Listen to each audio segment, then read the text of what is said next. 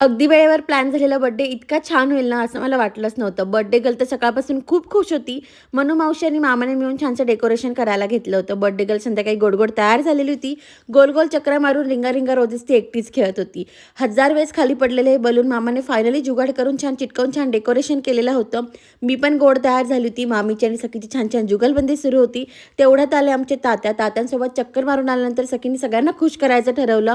अजिबात किरकिर न करता तिने सगळ्यांसोबत इतके छान-छान फोटोशूट केलं. मग वेळ आली होती ती म्हणजे बर्थडेची. सगळ्यांनीच औक्षण केलं. केक आम्हाला खायला आवडत नसला तरी कट करायला आम्हाला इतका आवडतो ना, की मामा पटकन केक घेऊन या असं काहीतरी तिचं चालू होतं. छान केक कटिंग झालं. माझ्या मैत्रिणींपेक्षा आईच्याच मैत्रिणी खूप होत्या. सगळ्यांना नाश्ता दिला आणि मग आम्ही सगळे गेलो होतो बाहेर जेवायला. जिथे गेलो होतो तिथे टेबल ऑलरेडी बुक करून ठेवला होता. पण इतकी वेटिंग होती की बऱ्याच वेळ बाहेर बसावं लागलं.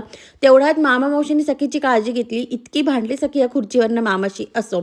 छान जेवणं वगैरे झाली आणि असा गोड संपला आमचा आजचा दिवस.